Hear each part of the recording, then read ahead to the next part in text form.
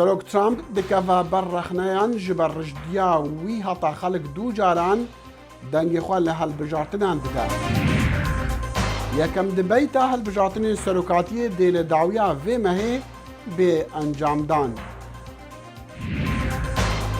û li Herêma Kurdistanê kampêna haydarkirinê ji şêrpenceya zarokan dest pê dike.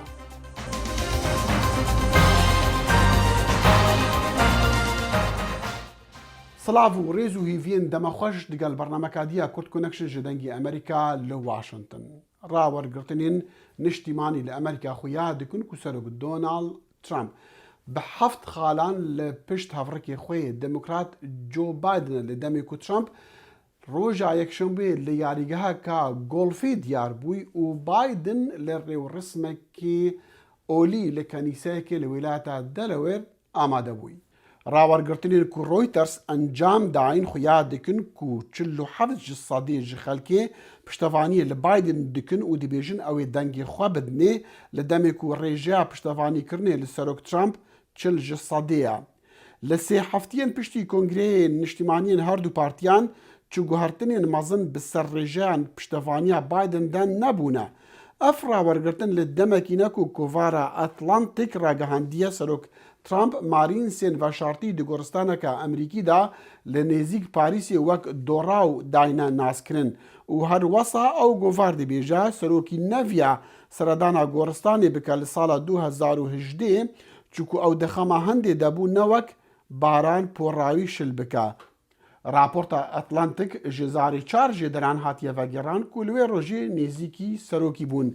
Serok Trump got ew li wê rojê neço goristanê ji ber ku keş û hewa rê neda firîna helîkopterê û diviya ew di rêkeka dirêj re bi pîyan geş dibe û ajansa ewlehiya nepenî jî dijî wê çendê bû.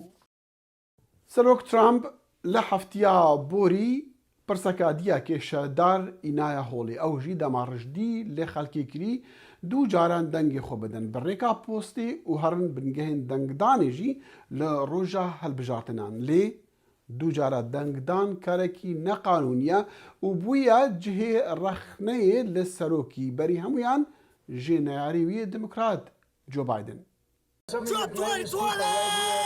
لایەنگرانی ترامپ لە میانەی کۆبوونەوەیەکدا لە ویلمینگتۆنی وەلایەتی کارۆلینای باکوور تین و وزەیان تێکەوت ئەو شوێنەی کە سەرۆک دانەڵد ترامپ تێیدا دەرکەوت بۆ قسەکردن لەسەر پیشنیارێکی مشتومڕ لەسەر واتە دەنگدان لە ڕێگەی پۆستەوە و پاشان چوون بۆ بنکەکانی دەنگدان بۆ ئەوەی گەرکرا دەنگدەران جارێکی تر دەنگ بدەنەوە. ئەگەر لە ڕۆژی هەڵبژاردندا یان دەنگدانی پێشوەختدا دەنگەکانتان نەژمێردرا بڕۆن دەنگ بدەن دواتیش لەبەر هەر هۆکارێک دوای ئەوە کە نابێت ماوەیەکی زۆر بخایەنێت و ئەنجامەکەی دەرکەوێت ئەوە ناتوان دەنگەکانتان قبول نەکەن چونکە ئێوە دەنگ دەدەن تەنیا دەبێت دڵنیا بن لەوەی کە دەنگەکانتان دەژمێردرێت. ترامپ کە پێشتر وتبووی و دەنگدان لە ڕێگەی پۆستەوە دەبێتە هۆی ساختەکاری لە دەنگداندا لە ڕێگەی زەنجیرێک تویتیشەوە پەیامەکەی دووپات کردەوە کە تویتر وەک پێشەلکردنی سیاسەتی دەستپاکی مەدەنی ناوی برد لەبەر ئەوەی لەوانەیە خەڵکان بدات کە دووجار دەنگ بدەن. دەنگدان لە جارێک زیاتر لە ئەمریکا یاسایی نییە. زۆربەی ویلایەتەکانیش دەنگدان لە ڕێگەی پۆستەوە بە باش دەزانن وەک ڕێگایەکی سەلامەت و پارێزراو لە کاتی پەتای کۆرۆنادا. ئەم وتانەی ترامپ لەلایەن ڕەخنەگەرانەوە ئیدانەکرا لەوانە جۆ بایدن بەربژێری سەرۆکایەتی دموکراتەکان کە ترامپی تۆمەتبار کرد بە لێدانی سیستمی هەڵبژاردنی ئەمریکا. پێم وایە هەموو ئەمانە پلان ڕشتنێکە بۆ دروستکردنی ئاژاوەیەکی زۆر کا بڵی دەرەنجامی هەڵبژاردەکان هەرچی بێ گرنگ نییە و ئەنجامەکان نادیار دەکرێن. مەبەستم ئەوەیە و پێم وایە دەبێت ئەوە هۆکارەکەی بێت چونکە ئەوەی ئەو دەیڵێت و ئەو شتانی ئەو دەیکات هیچ سەرۆشێکی تر کە من ئاگام لێ بێت لە مێژووی ئەمریکادا تا ئێستا ئەنجامی نەداوە. شتێکی تری پێکەنی ناوی نایاسایی و نەشیا و لەو شتانەی کە پێشتر وتوێتی. کەیڵی مەکئێنەینی سکرتێری ڕۆژنامەوانی کۆشکی سپی بەرگری لە قسەکانی ترامپ دەکات. سەرۆک دەیەوێت مافی دەنگدان بداتنەوەک بێبەشیان بکات لەو مافە مەبەستی ئەو کۆمەنتانەش کە کردوێتی ئەوە بووە. بەڵام بەرپرسانی هەڵبژاردن و شرۆفەکاران نیگەرانن لە کاریگەریە شاراوەکانی ئەم تویتانە لەسەر ناوەندەکانی دەنگدان. I think what the president and what the press secretary are missing من پێم وایە ئەوەی سەرۆک و سکرتێری ڕۆژنامەوانی ئاماژەی پێ ناکەن ئەو بێسەروبەریەیە کە وا دەکات ژمارەیەکی بەرچاو لە خەڵک کە پێشتر لە ڕێگای پۆستەوە دەنگیان داوە جارێکی تر لە شوێنەکانی دەنگدان خۆیان دەرخەنەوە چونکە سنتەرەکانی دەنگدانیش ئامادە نەکراون بۆ دەنگدان دەزانن کە خەڵکیش بە لێشاو دێنە ئەم سنتەرانەوە ئەوەی دروست دەبێت پرۆسەیەکی درێژترە بۆ پشکنین واتە سەرەیەکی درێژتر خەڵکەکەش ناتوان دەستیان بگاتە ئەو زانیاریانە کە ویستویانە. فەیسبوک ڕایگەیان ئەو پۆستانەی کە ڤیدیۆی ئەو وتانەی ترامپی تێدایە لەسەر دەنگدان بە شێوەی دووجاری لا دەبرێن مەگەر ئەوەی پۆستەکان ڕاست بکاتەوە کە لەبارەی ساختەکاری دەنگدەرانە. جێگرێ سەرۆکێ بەرێ جۆ بایدن کاندیدی دەموکراتان ji بۆ هەڵبژارتنین سەرۆکاتیە ئەمریکا لە پێش سەرۆک دۆنالد ترامپە لە هەندێک ویلایەتین کوگەلکی گرنگن ji بۆ هەڵبژارتنین سەرۆکاتی ئەف ساڵ وەکە ویلایەتە ویسکانسن و ترامپ لە ساڵە 2016 بە ڕێژەیەکا کێم ئەو ویلایەت بربوو. ڕێکخەرێن دەنگدانێ نەها کاری دیکن ji بۆ و خەڵک بکاربە دەنگێخوا بە پۆستێ بدن لە دەمێک و نەڕەحەتی ji ber فەرق و جوداهیا نژادی و توندیا پۆلیسان لە ئەمریکا هەنا و ji ber بەڵاوەبوونا ڤایرۆسا کۆرۆنەژی. هەفتەی یەکەمە لە دەستپێکردنی خوێندنی زانکۆ لە ویسکانسن مێدیسن ئەڤن کاراباز دەستی کردو بە خوێندن لەگەڵ کاریگەریەکانی کۆرۆنا ڤایرۆس. من لە شقەکەی خۆمەوە دووانم بە ئۆنلاین وەرگرت زۆر زەحمەت نەبوو. بەڵام 6 ڕۆژ پێش هەڵبژاردننی مانگی 11 کاراباس خەریکی کاری خۆبەخشی چڕە لەگەڵ گروپێکی خوێنکاری کۆماریەکان لەو زانکۆیە یارمەتی سەر لە نوێ هەڵبژاردنەوەی سەرۆک داناڵد ترامپ و هەڵبژاردننی کەسانی تر لە لیستی ویلایەتی ویسکانسن دەکەن. ئەوەندەی پێمان بکرێت هەوڵی خۆمان دەدەین لە دەرگای ماڵان دەدەین و تەلەفۆن بۆ خەڵکی دەکەین. راپرسیەکان لە هەفتەی دوای کۆنگرەی حیزبەکان دەریان خستووە جوڵەیەکی کەم لە دەنگەکانی جێگری سەرۆک جۆ بایدندا هەیە زیاتر لە سەرۆک ترامپ لە ویلایەتە سەرەکیەی وە گۆڕەپانی جەنگ وایە. هەرگیز چاوەڕوانی ئەویان لێ ناکەین مەیلیان بەلای ئەودا هەبێت چونکە ژمارەیەکی زۆر لە دەنگدەرا پارێزگارەکان تەنانەت دەترسن لەوەی وەڵامی تەلەفۆن بدەنەوە و بەڕاستگویانە بڵێن دەنگ بەکێ دەدەن. ئەمە زۆر نزیک دەبێت بەڕاستی سەبارەتە بەوەی کە تۆ دەتوانیت دەستت بە چەند دەنگدەر بگات. ڕیانە مخریجی لەلایەکی تری سیاسەتکردنە لە هەمبەر کارەباس بەڵام ئەو سەرۆکی دیموکراتەکانە لە زانکۆی ویسکانسن لەم دۆخی کۆرۆنا ڤایرۆسە ئەویش بەشدارە لە هەڵمەتێکی چڕ بۆ بەدەستهێنانی دەنگ لە ڕێگای تەلەفۆن و ئینتەرنێتەوە بۆ جۆ بایدن.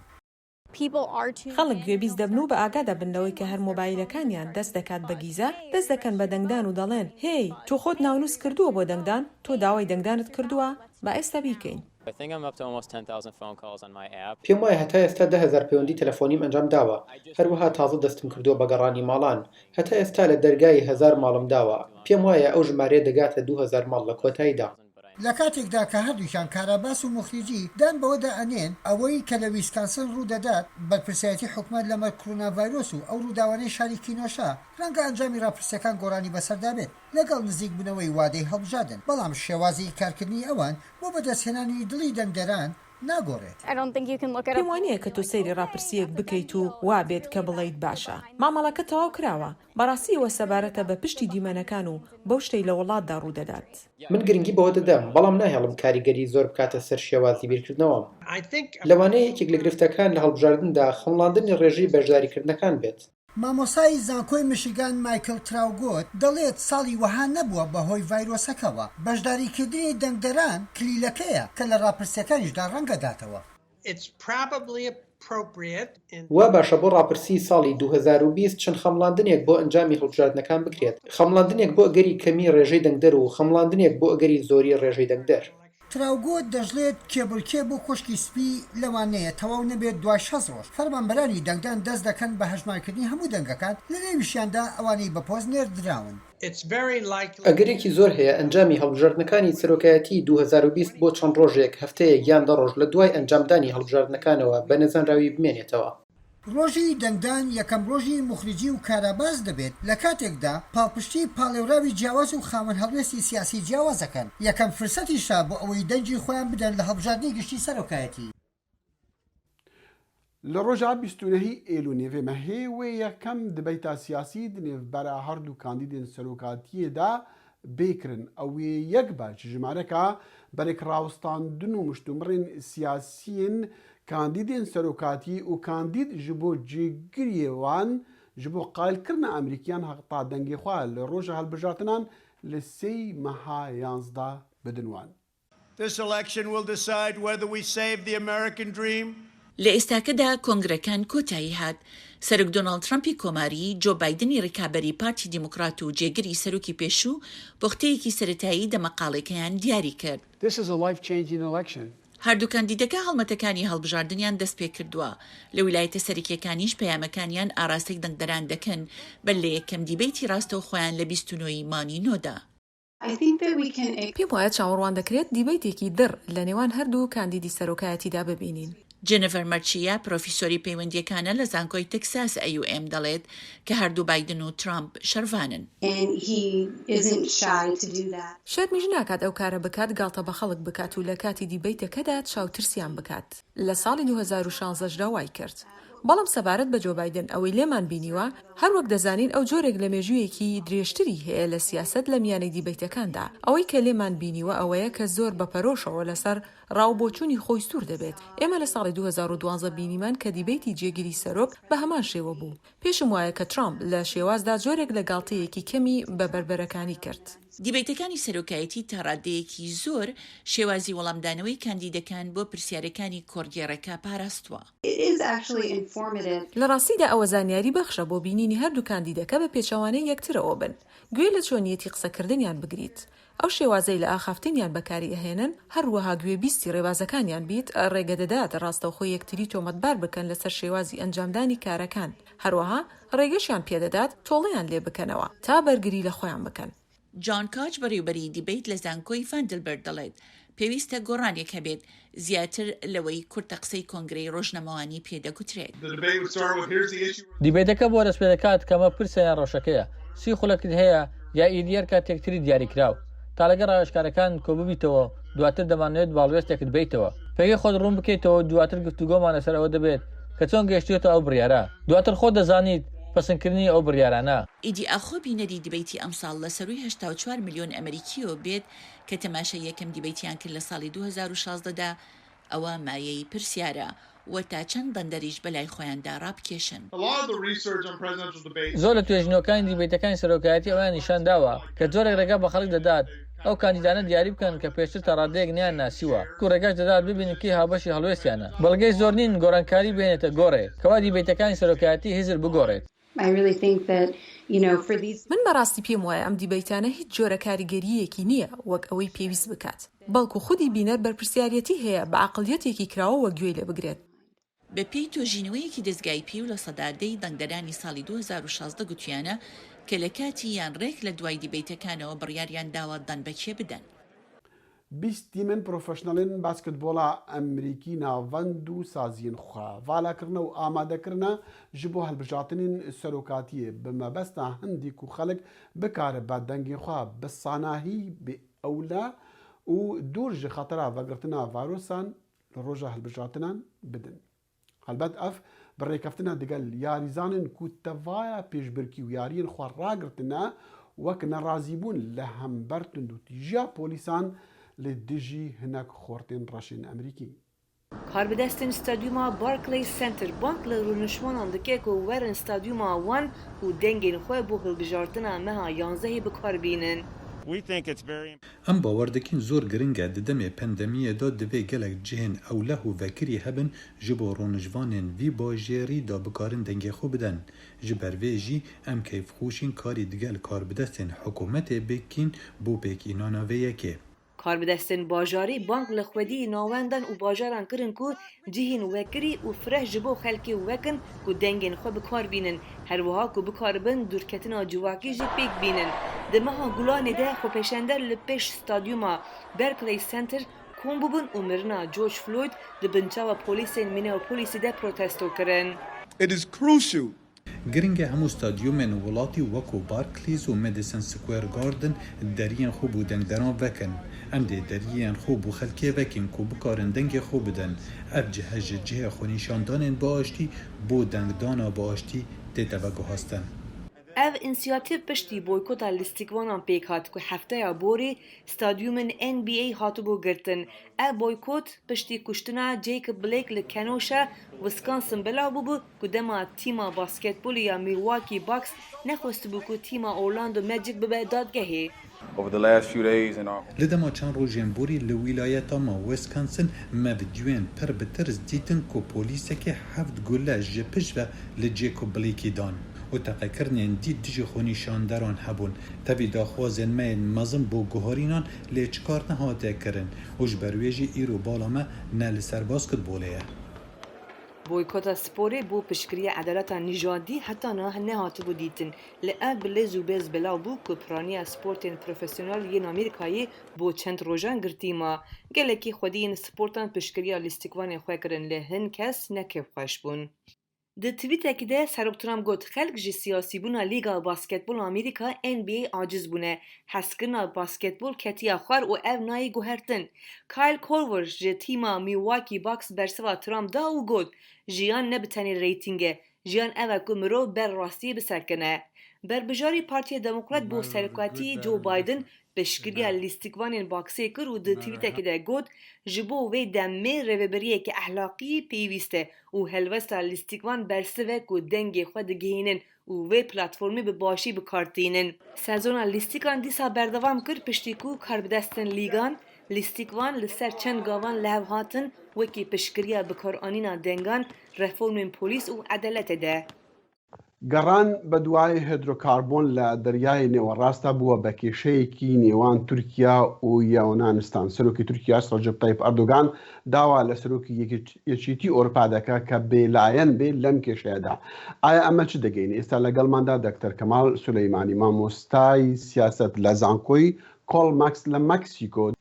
دیارە کێشەیەکی زۆر لەگەڵ ئەو مەسەلەی هەیە، ینی دروستە گەڕان لە گاز و مەسەلەی هیدرۆکاربۆن ئەوانە بەشێکی سەرەکی لە قەزیەکەی دیاری دەکات، بەڵام سەرڕای مەسەلەی نەوت و گاز و هیدرۆکاربۆن و ئەو شتانە مەسایلی جۆرەجۆری سیاسی ناوخۆیی و ناونەتەوەی هەیە کە دەبێتە هۆی گەورەبوونەوەی کێشەیەەکە و ئێستاکە ئەردوان بەشێک لە کێشەکەی و حەل نەبوونی کێشەکەی ئەوەیە کە دەیهەوێ بەڕاستی شێوەیەک لە وەک خۆی وەکو هێزێکی ناوچەیی بنوێنێ و بەهۆی ئەوەی کە ئەگەر بگەینە سەر مەسەلەی ناوخۆ بەهۆی کە لە ساڵانی ڕابردوودا یعنی تاکو هاتووە وەزعی ئابووری تورکیای بەرەو خراپی چووە لە ناوخۆدا حیزبی لانی کەم دوو حیزب لە حیزبی AKP بوونەتەوە و ئەردوان ترسێکی زۆری هەیە ئەگەر بێت و گۆڕانکاریەک بێتە پێشێ یا مەسەلەی بە شێوەیەک باسی هەڵبژاردنی زوو بکرێت ئەو هەڵبژاردنەیەدا جارێکی تر نەیهێنێتەوە و بەهۆی فەسادی ماڵی جۆراجۆر دەتوانێت تووشی جێرە و قەیرانێکی زۆر بێت لە ناوخۆی تورکیا ئەو بەش لە مەسەلەکە جا بۆ ئەوەی ئەو کێشانەی ناوخۆی و چونکە هیچ شتێک ڕیفۆرمێک یا هیچ پرۆژەیەکی اقتصادی تایبەتی پێ نییە تۆزێک دەیهەوێت ئەو مەسەلەی بە هەڵسوکەوت و مانۆری لە دەرەوەی وڵات ئەو شتەی قەرەبوو بکات. دکتۆر کەمال یعنی لە قسەکانی جناب تێدەگەم کە ئەمە بابەتێکی زیاتر پەیوەندی بە سەرۆک ئەردۆغان هەیە نەک بە دەوڵەتی تورکیا. تا یەکجار زۆر ئەو شتەیە ڕاستە، یعنی ئەوە بەڕاستی پەیوەندی بۆ حکوومەتی ئێستاکەی ئەردوان هەیە و بە خودی شخصی ئەردوان کە ئەردوان وەکو حکوومەتی ئێرانی ئێستا لەو چەندین ساڵ کەوکارەی دەکات بۆ ئەوەی کە توانای حل و فەسلی کێشەی ناوخۆیان نییە تا حدودێک زۆر بە هەوڵی ئەکسپەنشنیزم یا پەرەپێدانی نفوزی ناوچەی خۆیان دەیانهەوێت شێوەیەک لە ناسیۆنالیزم لە ناوخۆداوە ئەساس بکەن و بە تەحریککردن و بە هاڵۆزکردنی وەزعەکە هێندێک لەو کێشانەی ناوخۆ داپۆشن جاچ لە مداخەلاتی ناوخۆ ئێستاکەی لیبیادا و بە باسکردنی تا چەندی یەکێتی ئەوروپا وەکو بڵێ بەدەنگ ئەردۆغانەوە دیکە داوا دەکا بێلایەن بکە خۆمان دەزانین ئەوە یۆنانستان بەشێکە لە ئەوروپا و هەردووک یۆنانستان و تورکیاش هەردووش ئەندامی ناتۆن تا چەند یەکێتی ئەوروپا هەڵویست لەو بارەیەوە دەبێت ظاهری قەزیەکەی وا دیارەکە دیارە لە چەند سەعاتی ڕابردوودا ستالتنبرگ هەوڵی داوە کە یعنی سەرۆکی ناتۆ هەوڵی داوە کە کێشەکە لە چوارچێوەی ناتۆدا مەسەلەکە حەل بکرێت و تورکیەش کوێتی بەبێ هیچ قەید و شەرتێک و بەبێ هیچ جۆرە مەرجێکی پێشمەرجێک حازرە دانیشێت لەگەڵ یۆنانستان بەڵام ئەوەی کە بەڕاستی ئەو مەسەلەیە چەندە حەل دەبێیانە دیار نیە لەلایەکی دیکەژەوە تۆزێک شتێکی نوێ بوو لە چەند ساعاتی ڕابردوودا بەڵام ئەوەی کە ئەو شتانەیە کە ئەو تهدیدە و ئەو فشارەیەوە بە نەحوێک هشداردانێک کە ئەردوان دێکا بە ئەوروپای بە زەحمەت ئەو مەسەلەیە دەتوانێت ئەوروپاییەکان بەچاوی لە بەرچاوی بگرن هەروەکو دەزانن لانی کەنفەرانسە و ئیتالیا لە مانۆڕێکی عسکەری کە ینی هەیان بۆ پێکەوە لەگەڵ یۆنان و قیبرس بەشداریان کردووە چی دیکانێت حساسێتێکی یەکجار زۆر هەم عەرەبی ناوچەیی و هەم ئەوروپاش بە شێوەی هەڵسوکەوتی ئەردوان و دەوڵەتی تورکی هەم لە مەدیتەرانەدا هەیە و هەم لە لیبیادا کە وێتی زۆرێک لە وڵاتە ئەوروپایەکان زۆر بە ئاسانی حاضر بە تەسلیمی خواستی ئەردوان نەبن. دکتۆر کەمال زۆر سوپاسی جناب دەکەین. دکتۆر کەمال سولەیمانی پرۆفسۆری زانستە سیاسەکان لە زانکۆی کۆڵماکس لە مەکسیکۆ زۆر سپاس. مەها ئێلونێ مەها هایدارکردنا خەڵکی گشتیە ژێ شێرپەنجەیە زاڕۆکان لە هەرێما کوردستانە عێراقی کەمپینێک ji بۆینا دەست پێکریە وش بۆ هایدارکردنا خەڵکی و چەند جihên ناودارên باژاران هاتنە خەملاندن بێ خیسک و خەتên زێڕین وەک نیشانە ji بۆ قەردەیلەیên زاڕۆکان. ڕێباس مەجید ji سلێمانیە ئەف راپۆرت گەهاندیە. لە شاری سلێمانیدا چالاکیەکان بە مەبەستی بڵاوکردنەوەی هۆشیاری لەسەر شێرپەنجەی منداڵان دەستی پێ کردووە و لە کاتێکدا بە گوێرەی نوێترین ئامارەکان کە بۆ ساڵی 2019 دەگەڕێتەوە زیاد لە 200 منداڵ لە هەرێمی کوردستاندا توشبووی نەخۆشی شێرپەنجەن. لە ساڵی 2019 ئێمە بە دقیقی 159 مناڵمان لە نەخۆشخانەی هیوا تۆمار کراوە کە هەمووی شێرپەنجە بووە لە تەمەنیان لە 0ەوە تا 7ەیە لە نانەکەلی لە هەولێر 66 مناڵەوە لە سنتەری ژین لە دهۆک 39 مناڵە. بۆ ئەو مەبەستە منداڵپارێزی کوردستان و نەخۆشخانەی هیوا چالاکیکی هۆشیارکردنەوەیان لە شاری سلێمانیدا ئەنجامدا کە تێیدا دەیان تابلۆی جیاواز نمایش کران کە کاری منداڵانی توشبووی شێرپەنجە بوون. هەروەکە ئەگەتان لەیە ئەمڕۆ ئەم چالاکیە زۆربەی ئیشەکانمان ئیشی مناڵەکانە کە ڕسمەکانیان دانراوە ئیشی خۆیانە بۆ ئەوەی دیسان سیقە بە خۆیان تیا دروست بێتەوە بۆ ئەوەی دیسان وان نەزانن کە ئەم نەخۆشیە هات ئیتر دنیاتەوە بوو ژیانتەوە بوو هیچ شتێک نەما لەبەر ئەوە بابەتی سەرەکی ئێمە لەم مانگەیە ئەوەیە کە خەڵکی تریش ئاگادارکەینەوە. بە مەبەستی بەرزکردنەوەی وەرەی نەخۆشانی شێرپەنجە زۆر جار هەوڵ دەدرێت لایەنی دەرونیان ڕابگیرێت و هاوکاری بکرێن بەهێز بن چونکە کاریگەریەکی زۆری هەیە لەسەر زاڵبوون بەسەر نەخۆشیەکەدا. شێرپەنجە بارێکی زۆر گران بارێکی نەفسی دەرونی زۆر گران ئەخاتە سەر خێزانێک بە تایبەتی ئەگەر ئەم نەخۆشیە ئیمناڵێک بێت کە ئەو مناڵە لەوانەیە خۆشی هەست بۆ نەکا کە نەخۆشیەکەی چیە و لە چیوە ڕوویاوە و هەست بە ئەو ئازارە زۆرە نەکا کە لەبەر چییە. ئێمە هاتوین بە پاڵپشتی دەرونی و پاڵپشتی کۆمەڵایەتی هاتوین کارێکمان کردووە کە ئەم مناڵانە باوەڕیان بەخۆیان بێ خێزانەکانیان دیسان بێنەوە سەر ئەو باوەڕێ کە هیوایان بێت. وەک زۆرێک لە وڵاتانی جیهان لە هەرێمی کوردستانیشدا چەند باڵەخانەیەکی دیار بە ڕەنگی ئاڵتونیت دەنەخشێنرێن کە هێمایەکە بۆ شێرپەنجەی منداڵان و مەبەست لێی هۆشیارکردنەوەی هاوڵاتیانە لە نەخۆشیەکە. ڕێباز مەجید دەنگی ئەمریکا سلێمانی. ئوسترالیا ڕادگەهینە کوێ گرێبەستێک دەگەڵ کەمپانیên دەرمانان مۆرکریە ji بۆ کڕینا ڤاکسینە کۆڤید-19 bi bayê milyarek û 200 milyon dolaran li ser du qonaxan û du rengên vaksînan li gora rêkeftinê zankoya Oxfordiya Brîtanî bi hevkarî digel zankoya AstraZeneca dê nêzîkî 85 milyon derziyan ji bo 26 milyon xelkê Astralya amade bike. Daxuyaniya Serokvezîrê Astralî dibêje eger vaksîn serketî bû eva ew dê li meha dû Şibata bêtin 3 milyon û 800 hezar derziyan wergirin bi şertekî ew bi silamet و کاریگەر بن. گەلو کەس هەیە ناخوازە ماڵاوی جوان و بهێن خۆش بە؟ بێگومان هەر کەس دخوازە لێ هەر کەس نکارەوە کە مامعەلی و ماڵباتاخوا ماڵاخوا وەسا بە گول و گولزاران بخەملینن و بکاربن چل ڕەنگن گولا و باڵندەیان ژی دە باخچی ماڵاخوادا کۆم بکەن. فەرحان هەورامانی ji bo Kurd Connection سەردانا مامعەلی کریە لە گوندێوی لە ساوا. ئێرە پارک و شوێنێکی گشتی نییە، باخچەیەکی پەلەوەر و vێلایەکی تایبەتیش نییە.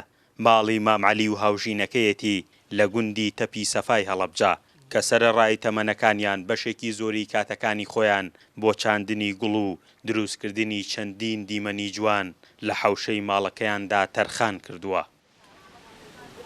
من سەرەتا من خۆم لەگەڵ خێزانمە دەستمان کردە بەم ئیشانە، بەڵام پێشوەخت من لە کاتی کە ئەم خۆن لە تەلەبایەتیمە ئەو کاتە مامۆستایەکمان بوو چی تەحلیل دۆشتانەی پێوتین بۆ مۆمیاکردن. ئیتر لەوە دوای لەودا هەر هیوایە چم ئەم گوڵ و گوڵزار و دروستکردنی ئەم خان و بەرد و جوانجانە بێنم دروستیان کەین.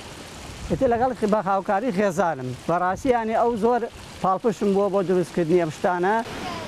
تەنها مامعەلی نییە کە هۆگری گوڵ و جوانیەکانی سروشت بووە، نەوەکانیشی لە تەنیش خۆی دانیشتەجێن، هەمان ڕێچکەی ئەویان گرتووە و ژینگەیەکی پاکیان ئاوێتەی هەوای گوند کردووە و ڕۆژانە کاری لەسەر دەکەن. بۆ مامۆسای بیرکاریم و هیچ بابەتێکی هوەریم نەخوێندووە ڕاستی، تر ڕۆژانە کە دوای دەوام گەڕاومەتەوە حەزم کردووە شتێکی جوان لەم باخچەیە دروستکەم کە حەوشەکەم گەورەیە. ڕاستی ئەم بەردانە کە هێناومانە لە ڕیشێن هێناومانە، لە سوورێن هێناومانە، لە ئێڵامپێ هێناومانە، هەمووی بە ئەرکی سەرشانی خۆمان هێناومانە بڵێن. ئەوە ئیتر کە هێناومانە تۆ خەریکی بووین شتێکی جوانمان تیا دروست کردووە ڕاستی. پەیمان کە مامۆستایە و هاوژینینەوەیەکی مامعەلیە دەڵێ چل جۆر گوڵ و چەندین جۆر پەلەوەر لە حەوشەکەیاندا هەیە، ڕۆژانە نزیک بە 4 کاتژمێر کار دەکات و ماندوو نابێت. لە باخچەکەمانە کۆمەڵێکی زۆر گوڵی جۆڵەجۆڵمان هەیە، گوڵەکان لە گوڵی عەجزی هەیە، گوڵی ئینجانەیە، گوڵی وەرزیە، هەنێ گوڵی هەیە 4 فەسڵەیە، هەنێ گوڵم هەیە تەنها لە بەهارایە، هەنێ گوڵیش هەیە بۆی هەیە لە دوای پاییزەوە دەسەکا بە گوڵکردن. گوندەکان بەوە دەناسێن کە ڕووبەری خانوەکانیان گەورەترە و بەهۆی کاری باخداریشەوە خەڵکەکەی بەسەلیقەترن. تەنها باخ و باخەکانیان نەکردووەتە کەرەستەیەکی پاگڕاگرتنی ژینگە، بەڵکو هێندە تێکەڵ بە سروشت بوون دەیانەوێت دەنگ و سەدای سروشت و بۆن و بەرامەی گوڵ هەمیشە لەگەڵیان بێت. فەرحان هەورامانی، دەنگی ئەمریکا، هەڵەبجە. و هەتا بەرنەمەکە دیا کورد کۆنەکشن و چەندین پرس و بابەتێن دی بتایبەت جی بابەتین سیاسی و گریدای هەڵبژاتنین سەرۆکاتیە ئەمریکا ئەوە دەخیلە شەمۆیە هیڤیا خۆشی و شادیان ژوەڕە دکە.